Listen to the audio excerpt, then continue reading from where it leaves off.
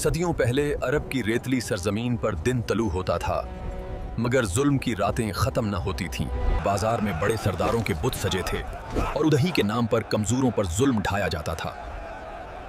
کنویں پر بھی طاقت کا قبضہ تھا، غریبوں کو پانی کی ایک بوند تک آسانی سے نہیں ملتی تھی۔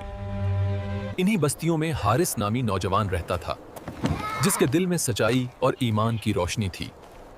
وہ رات کی تاریکی میں بھی لوگوں کی مدد کرتا، مگر کبھی نام ظاہر نہیں کرتا تھا۔ سردار حرب طاقت کے نشے میں کمزوروں کو جانوروں کی طرح مارتا تھا۔ حارث نے آگے بڑھ کر کہا، ظلم چھوڑ دو، اللہ سب دیکھتا ہے۔ میری ریاست میں زبان کھولنے کا انجام جانتے ہو؟ حارث اللہ سے ہمت مانگتا کہ وہ سچ کے راستے پر قائم رہے۔ حریب کے آدمی قافلوں پر حملہ کرتے اور بے بس لوگوں کو لوٹ لیتے۔ ظلم دیکھ کر حارث کے دل میں درد بڑھنے لگا۔ مظلوم لوگ حارث کے گرد جمع ہو گئے، اسے اپنا سہارا سمجھتے ہوئے۔ حارث کہتا، ایک رہو، سچائی کے ساتھ رہو، اللہ حق والوں کا ساتھی ہے۔ حراب کو خبر ملی کہ سچ پھیل رہا ہے اور وہ غصے میں پاگل ہو گیا۔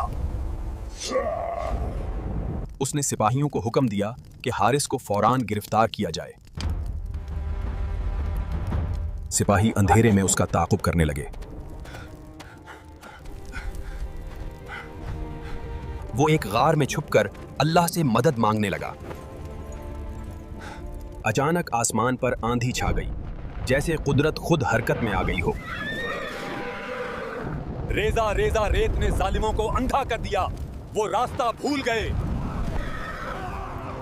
حارث دوسرے راستے سے نکل کر دور ایک بستی کی طرف روانہ ہو گیا۔ نئی بستی کے لوگوں نے حارث کا استقبال عزت و محبت سے کیا۔ اس نے انہیں عدل اور رحم کا راستہ دکھانا شروع کیا۔ جنگ سے ایک رات پہلے حارث نے آسمان کی طرف دیکھا اور اپنے رب سے مدد مانگی۔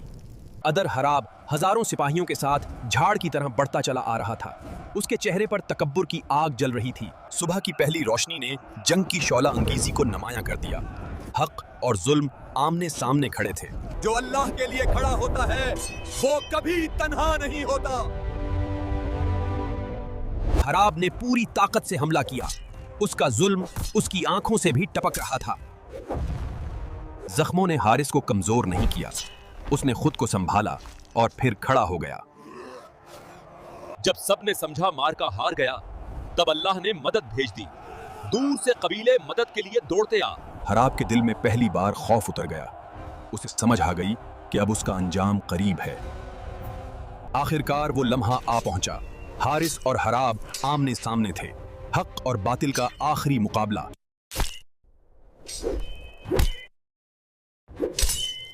ایک ہی وار نے داستان بدل دی۔ حراب زمین پر گر پڑا اور حارث سرخرو کھڑا تھا۔ ظلم کا دور ختم ہوا اور بستی کے چہروں پر برسوں بعد مسکراہٹ لوٹ آئی۔ لوگوں نے حارث کو اپنا نیا رہنما چن لیا، کیونکہ اس نے انہیں خوف سے نہیں، عدل سے جیتا تھا۔ اور یوں حارث کا نام تاریخ میں ہمیشہ کے لیے لکھا گیا، ایک ایسے شخص کے طور پر جس نے ظلم کو شکست دے کر عدل کو زندہ کیا۔